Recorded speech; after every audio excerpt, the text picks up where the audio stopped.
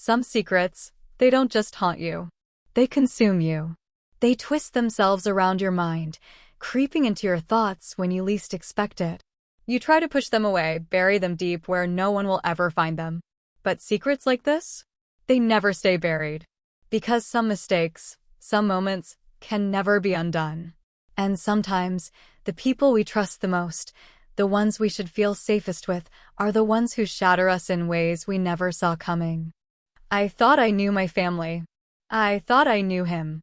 But one moment, one mistaken assumption, changed everything. And when I say everything, I mean it. You ever look back at a moment and wonder, was there a sign? Was there something, anything that could have warned me? Because I think about it all the time.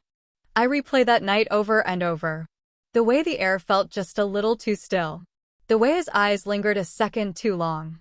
The way my stomach twisted before I even understood why. It's funny how the brain tries to protect you, how it whispers, no, this isn't what it looks like. This isn't happening. This can't be happening. But your body knows the truth before your mind is ready to accept it. And the truth? It hit me like ice water down my spine. Because that night, the man who raised me, the man who promised to protect me, the man I trusted more than my own mother, he thought I was her. And everything got out of control. But before I take you there, before I tell you how it all unraveled, I need you to understand how we got here. Because this didn't happen overnight. This was months, maybe years in the making. It started with a look.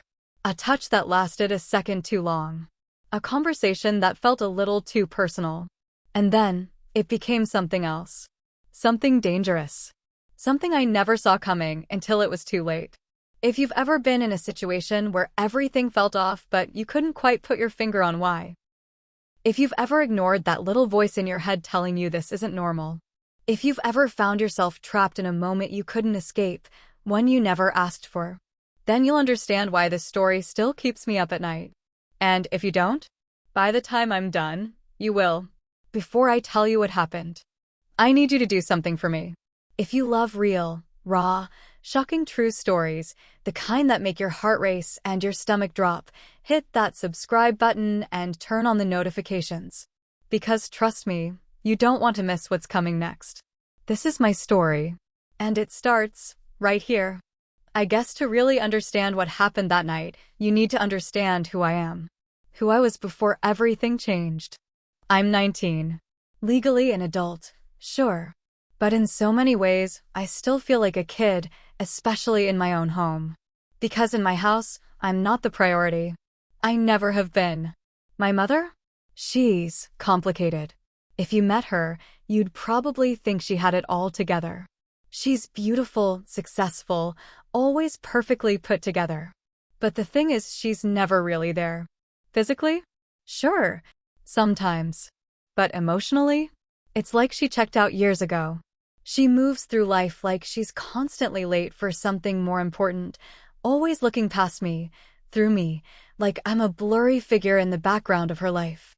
She wasn't always like that. At least, I don't think so. I remember being little, curling up in her lap, breathing in the faint scent of her perfume. But somewhere along the way, she stopped being a mother and started being someone else. Someone who worked late, traveled often, threw parties for people she barely knew.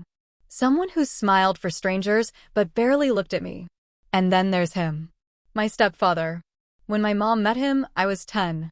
I remember the way she glowed when she talked about him, how she said he was different, that he saw her in a way my real dad never did. She married him fast. Too fast. And before I knew it, we were living in his house, a house that never really felt like mine. It's a big place. Too big. The kind of house where voices echo, where everything is always spotless, where it feels like you have to tiptoe just to exist. Cold floors, high ceilings, rooms that were meant for show instead of living. And him? He was charming. He had this way of making you feel like you were the only person in the room when he talked to you. My mom was obsessed with him in the beginning, hanging on to his every word, dressing up just to impress him. But after a few years, the spark between them dulled. And when that happened, my mother did what she always did, She left. Not physically, not all at once. But little by little, she started disappearing. More work trips. More dinner parties where she was the center of attention, but never with him. More nights where she came home late or not at all. And my stepfather? He stayed. And I started to notice him. Not in the way you might think, not at first. It was little things. The way he actually asked me about my day when my mom barely remembered to say goodnight. The way he paid attention to the smallest details, how he knew I liked my coffee with exactly 1 sugar, how he noticed when I cut my hair, even when my mother didn't. I told myself it was normal. That he was just a good guy. That maybe he felt just as lonely as I did. And maybe that was true. Or maybe I was just making excuses. Because looking back, I wonder, was there a moment? A sign? Something that should have warned me? Because one thing I do remember? The way people would sometimes mistake me for my mother. It happened more than once. In pictures. In passing glances. Even my mother's friends would say it. God, you look just like her when she was younger. I never thought much of it. Not then. But he noticed. And I think that's where it all started. Because when my mother wasn't looking, when she wasn't around to claim his attention, his eyes started lingering just a second longer. And I didn't stop him. Because for the first time in a long time, I didn't feel invisible. And that was a dangerous thing. And that's how it began. A slow shift.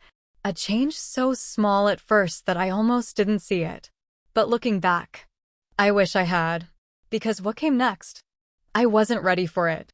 And neither was he. It happened on a night that felt like any other. The house was filled with people, laughter, clinking glasses, the smell of expensive wine and catered food.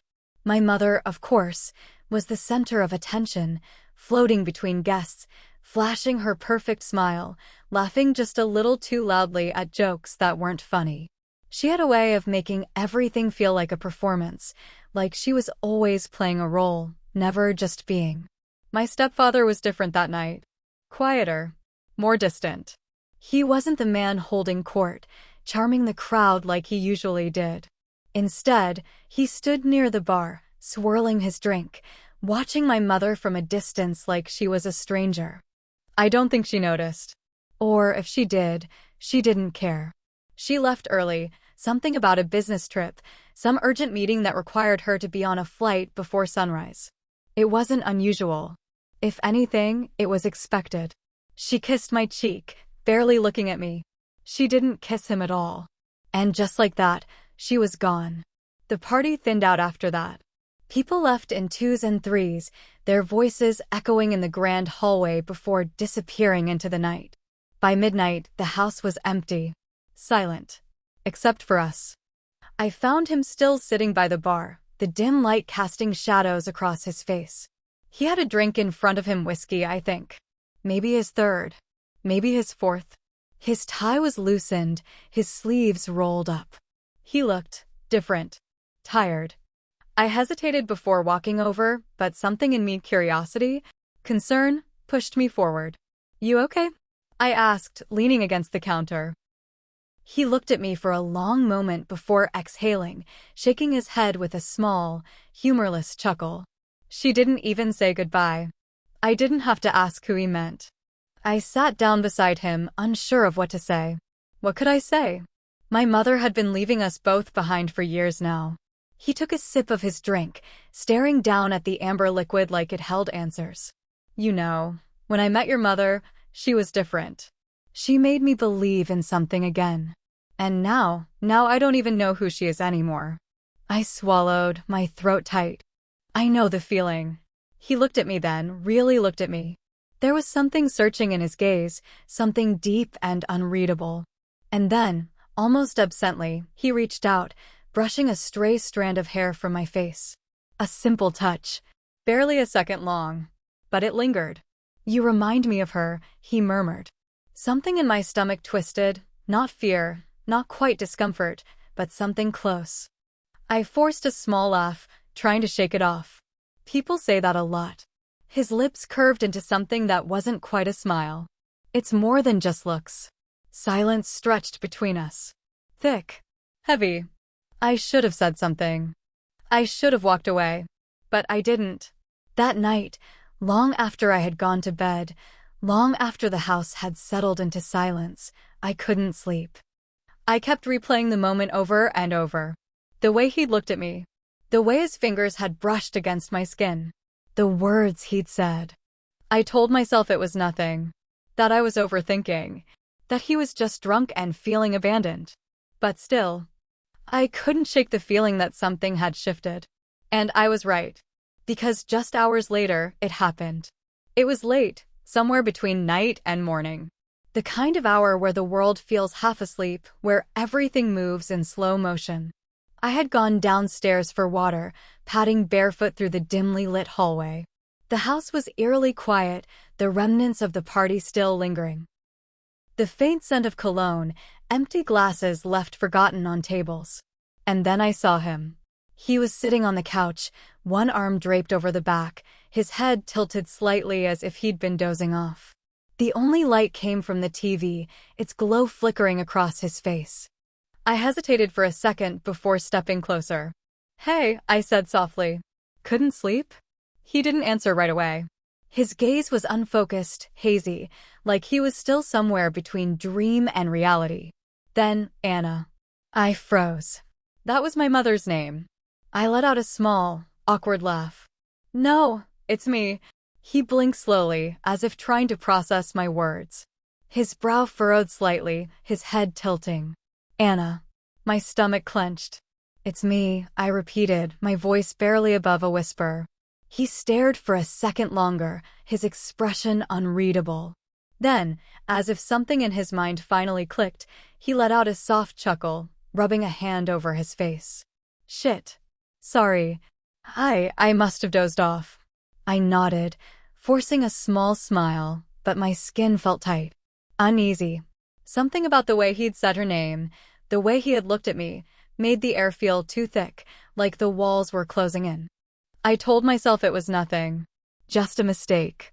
Just the remnants of alcohol and exhaustion playing tricks on him. But the way my hands trembled as I turned to leave, that told me otherwise. Because something had shifted. And deep down, I knew this was only the beginning. I barely slept that night. I lay in bed, staring at the ceiling, listening to the slow, steady tick of the clock on my nightstand. Every time I closed my eyes, I heard his voice. "Anna." The way he'd said it. The way his eyes had searched my face like he was seeing someone else. I told myself it was nothing. It had to be nothing. He'd been drinking. He was tired. It was late. People make mistakes, right? But no matter how many times I tried to convince myself, something in my gut told me I wasn't imagining it. Because the truth was, that moment? It felt different. And I hated that it did. The next morning, I told myself I would act normal. That everything was fine. That I was just overthinking. But when I walked into the kitchen, I felt it immediately. He was already there, standing by the counter, a mug of coffee in his hands. He glanced up when I entered, and for the briefest moment, our eyes met. Something passed between us, something unspoken, heavy, lingering. And then, just like that, it was gone. "Morning," he said, his voice even. I swallowed. Morning. I waited for things to feel awkward, for there to be some tension in the air. But he acted normal. Maybe a little too normal. He made small talk, asked if I had any plans for the day, even made a joke about how my mom had probably already forgotten she was married. And I laughed, because that's what I was supposed to do. Because if I laughed, if I played along, then maybe I could convince myself that nothing had changed. But I felt it. I felt the way he looked at me. Longer than usual. Like he was trying to figure something out. And maybe the worst part? I didn't hate it. That was the beginning. At first, I told myself I was imagining things. That I was being paranoid. But then, little things started happening. At dinner, he would ask me questions, real questions, about my life, my thoughts, things my mother never cared to ask. He started laughing at my jokes in a way that felt real, like he actually found me funny. And then there were the touches. Not big ones. Not anything obvious. Just little things. A hand on my back when he passed by. A squeeze of my shoulder when he said goodnight. fingers grazing mine when he handed me a glass. All of them so small, so subtle, so easy to brush off as nothing. But they weren't nothing, because each time, my stomach tightened. Each time, my heart pounded just a little too hard. And the worst part? I started waiting for them. I hated myself for it. Because what kind of person wants that kind of attention from their stepfather? I told myself it was harmless, that he was just being nice, that I was reading too much into it. But late at night, when I was alone in my room, I couldn't stop thinking about it. I thought about how, for the first time in my life, someone in this house actually saw me. I thought about how my mother had spent years ignoring both of us. How she barely looked at me. How she barely touched him. And then I thought about the way he had looked at me in that dimly lit living room. Like I wasn't just her daughter. Like he wasn't sure where the line was anymore. Like maybe he didn't want to know. And the scariest part? I didn't know if I wanted to know either. The next few weeks were a slow, careful unraveling. At first, I tried to pretend that things were the same. That we were the same. But every time we were in the same room, I felt it. A shift. A change in the air. He started finding reasons to be around me more.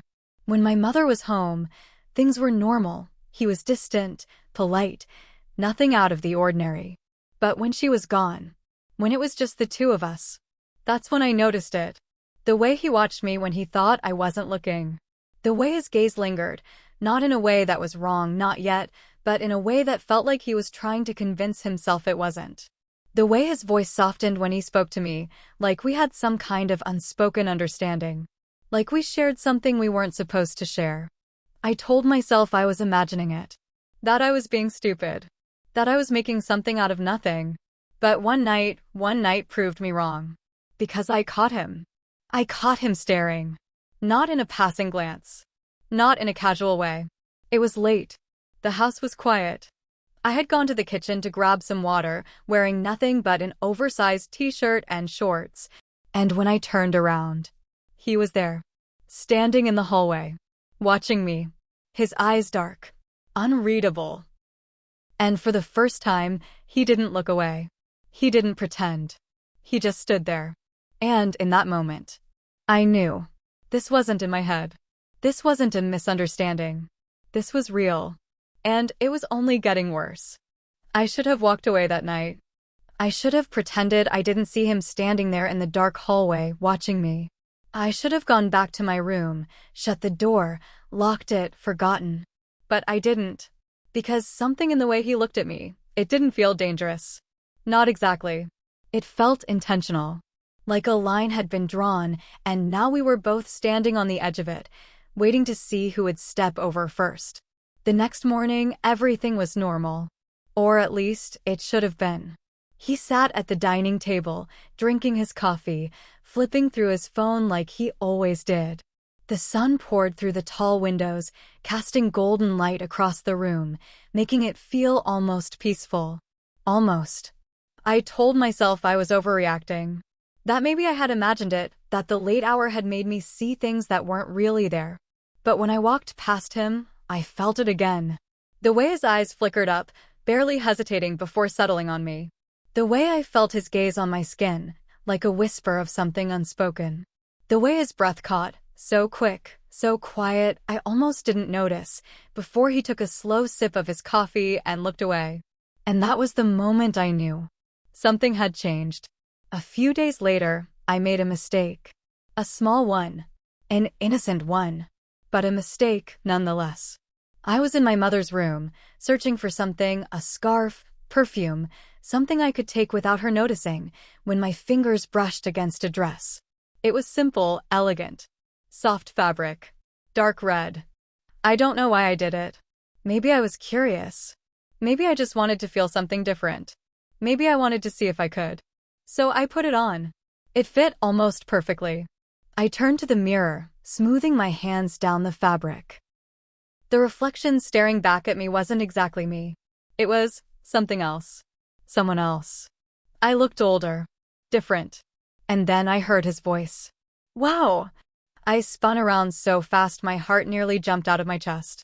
He was standing in the doorway. I hadn't even heard him come in. For a second, Neither of us spoke.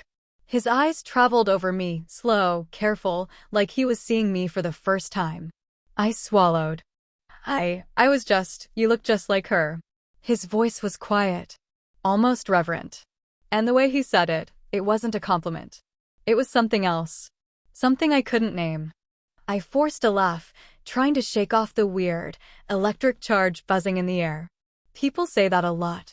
Yeah, he murmured, his eyes still on me. They do. And then, just as quickly as he had appeared, he turned and walked away. But the moment hung there, stretching between us like a thin, invisible thread. And I knew it wouldn't be the last time. It started small after that. Little conversations that felt like they meant more than they should. At dinner, he asked about my dreams, my fears, things my mother never even pretended to care about. He asked what made me happy, what kept me up at night. And I answered, because why wouldn't I? He was listening. Really listening. And when I laughed, he laughed. And when I sighed, he sighed. And when I talked, he leaned in, like my words were something precious, something worth hearing. And I think that's when I started to forget. Forget that he wasn't just someone. Forget that this wasn't normal. Forget that there was still a line between us. A line that was getting blurrier by the day. One night, it got worse. It was late, the house quiet except for the hum of the television. My mother was out, of course, another dinner, another event, another night where she belonged to someone else more than she belonged to us. He was on the couch, a drink in his hand. I was sitting beside him, watching the movie, trying to pretend that nothing felt different. But then, I shifted. Just a little. Just enough that our arms brushed. And he didn't move away. Neither did I. For a few seconds, we just sat there, the warmth between us buzzing like static electricity. And then he did something small. So small, I could have ignored it. But I didn't. His hand, resting on his leg, barely grazed my thigh. Just for a second. Just a whisper of contact. I could have moved. I should have moved. But I didn't. And neither did he. And in that moment, I realized, this wasn't an accident. Not anymore. And whatever this was, whatever we were teetering on the edge of, it wasn't going to stop. It happened on a night that felt like it was waiting for something to go wrong. The kind of night where the air feels too still, where shadows stretch a little too far, where even the silence hums with something unspoken. I couldn't sleep. I had tossed and turned for hours, my thoughts tangled in the events of the past few weeks, in the way his eyes had lingered, in the way his hand had hesitated just long enough to mean something. I told myself I was imagining it. That none of this was real. That if I could just get through the night, if I could just push this feeling down deep enough, everything would go back to normal. So I got up. I wandered to my mother's room, drawn there for reasons I didn't want to name. Her robe was hanging over the chair, a silk, pale-colored thing that smelled faintly of her perfume. I don't know why I put it on. Maybe I just wanted to feel something different.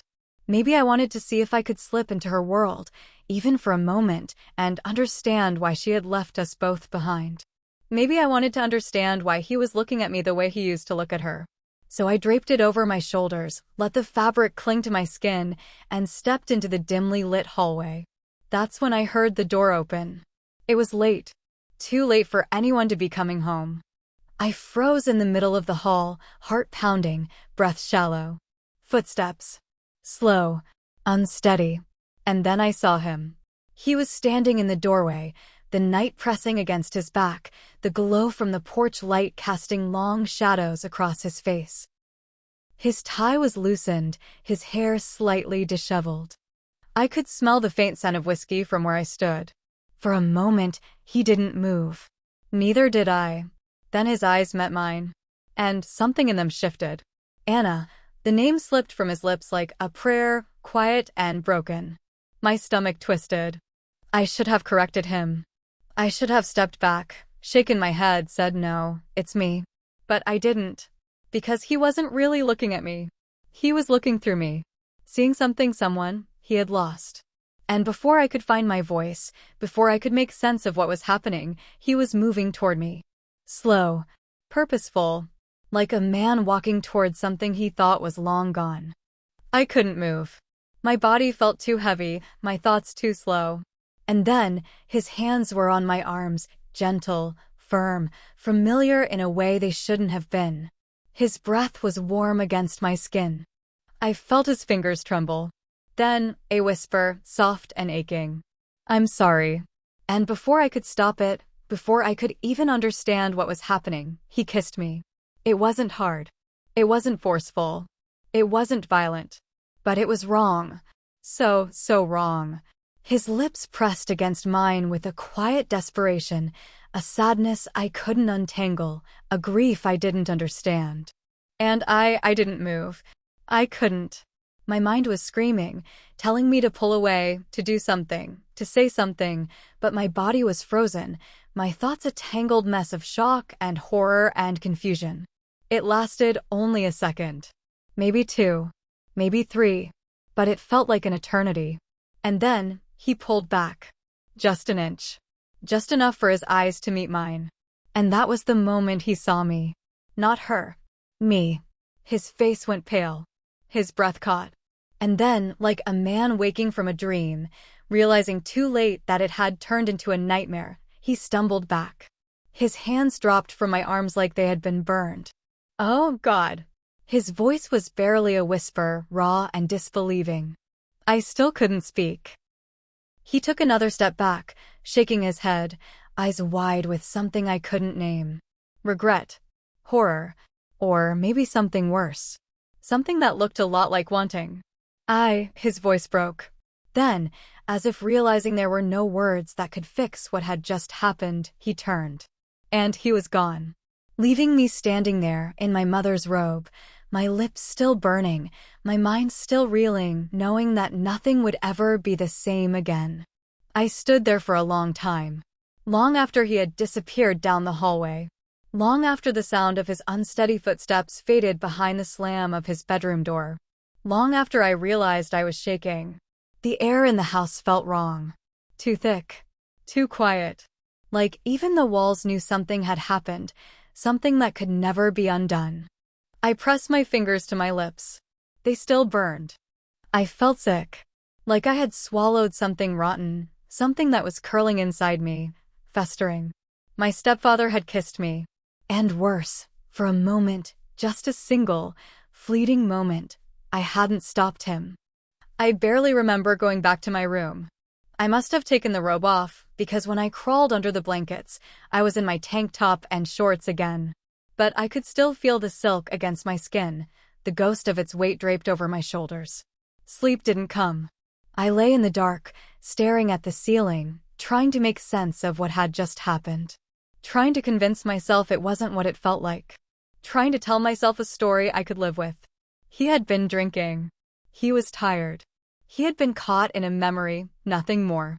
That's what I wanted to believe. But I wasn't sure I did. Because I had seen the look on his face when he realized it was me. Not horror. Not disgust. Not right away. There had been something else. Something dark. Something dangerously close to longing. And that terrified me.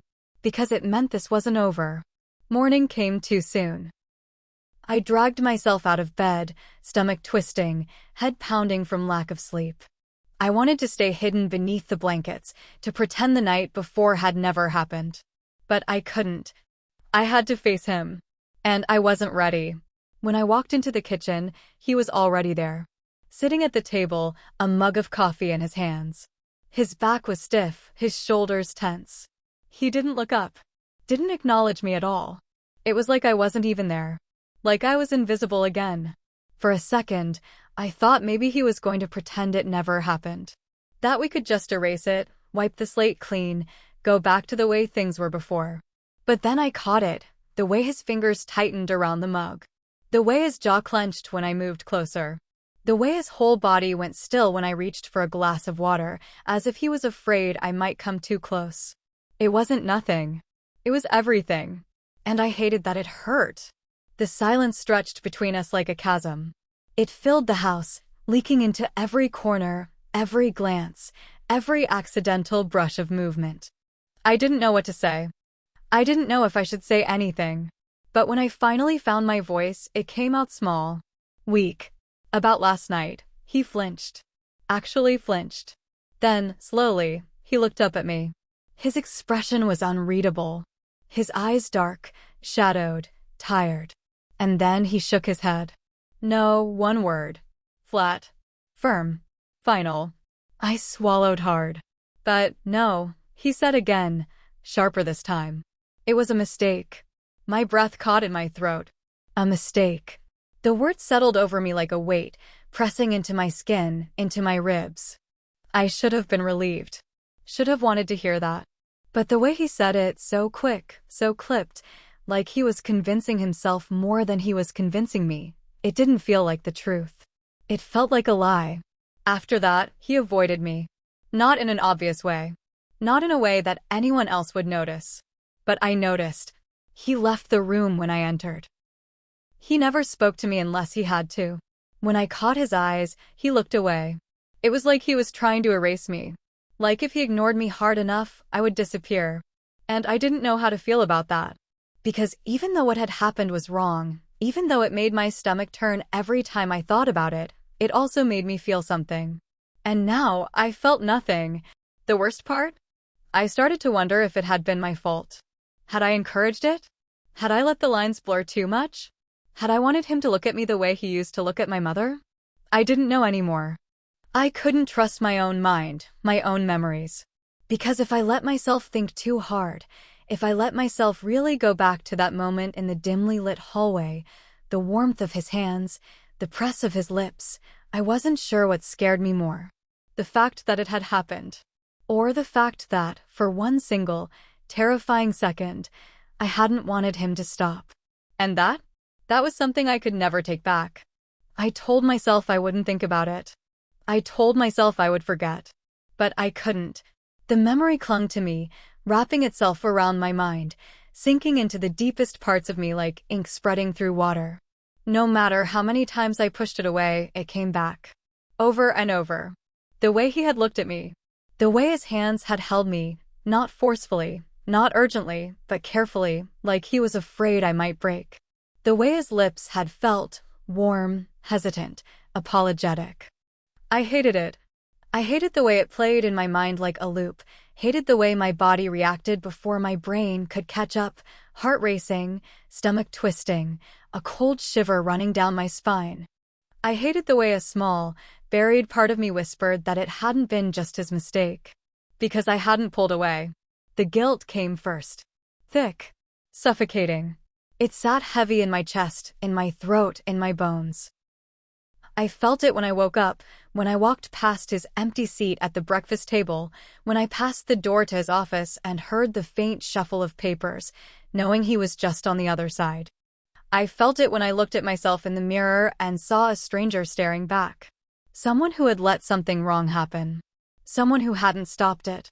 Someone who, deep down, in a place she didn't want to acknowledge, had wanted it. And the shame? The shame was worse. I started dressing differently. It wasn't something I planned. It wasn't even something I noticed at first. But one day, I caught my reflection in the hallway mirror and realized the loose sweaters. The baggy jeans. The way I pulled my hair back, the way I avoided makeup, the way I tried to make myself smaller, invisible. I was hiding. From him. From myself. From whatever had been building between us long before that night. And the worst part? I didn't know if it was working. I avoided being alone with him. If I heard him coming, I went the other way. If I walked into a room and he was there, I found an excuse to leave. But it didn't change the fact that I felt him. Even when he wasn't near me, even when I hadn't seen him all day, I could feel his presence in the house, lingering like smoke in the air. It was unbearable. But so was the idea of leaving. Because where would I go? Back to my mother? She would never believe me. Not that I even knew what I would tell her. That her husband had mistaken me for her? That, for a brief and horrible moment, I had felt like I was slipping into her place? That I had let it happen? No, she wouldn't believe me. And, even if she did, I wasn't sure I wanted her to. It happened a week later. The confrontation. The moment I had been waiting for, dreading. I was in the hallway, heading to my room, when I felt it, his presence before I even saw him. I tried to turn back, but it was too late. Wait. His voice was quiet. I froze. He was standing at the end of the hall, just a few feet away, hands shoved into his pockets. His face was unreadable, his posture stiff. Please, he said, softer this time. Just let me talk. I didn't want to. I wanted to pretend none of it had happened. That he had never touched me, that I had never let him. But I couldn't. So I stayed. And I listened. He exhaled slowly, running a hand through his hair, like he was trying to gather his thoughts. Then, I'm sorry. 2 words. Flat.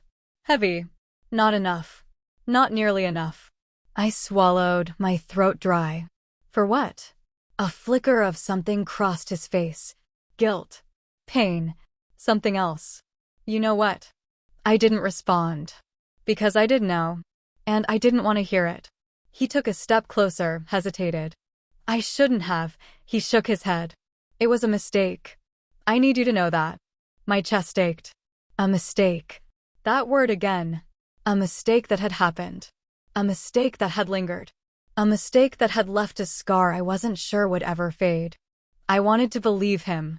But the way he was looking at me, the way his eyes flickered down to my lips for the briefest second before he caught himself, the way his hands clenched into fists, like he was holding himself back, I saw it.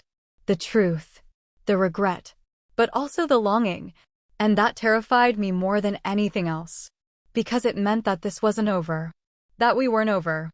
That this thing, this horrible, twisted, wrong thing between us, was still alive. Even now. Even after everything. And I had no idea what to do about it. I don't know what to do. I feel trapped in my own home, in my own skin. Everywhere I turn, there's silence. Heavy, suffocating silence. I can't look at him without feeling like I'm drowning, without remembering the weight of his hands, the whisper of his breath, the hesitation in his voice when he said it was a mistake. And the worst part? I don't know if I believe him. I don't know if he believes it. Because the way he looked at me that night, the way he still looks at me when he thinks I don't notice, it's not the look of a man who regrets. It's the look of a man who is afraid. Afraid of what has already happened. Afraid of what could happen. Afraid of me. And I don't know what to do with that. Should I tell my mother? Would she even believe me? Would she blame me? Would she leave him? Would she leave me? Should I leave first? But where would I go? What would I say? How do you explain something you don't even fully understand yourself? I need your advice. Because I can't keep living like this. If you've ever been in a situation where someone crossed the line, if you've ever felt like you were standing on the edge of something you couldn't undo, tell me in the comments.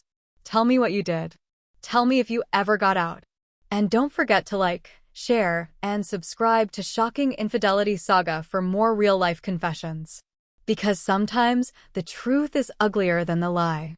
Sometimes loneliness makes you see things that aren't really there. And sometimes it makes people act in ways they never should.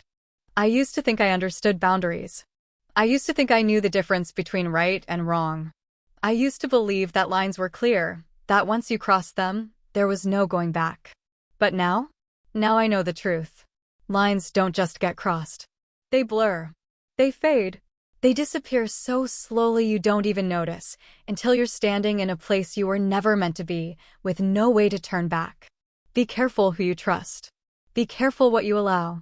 Because once the wrong door is opened, once that first moment happens, it can never be undone. I wish I had seen the signs sooner. Maybe then, none of this would have happened.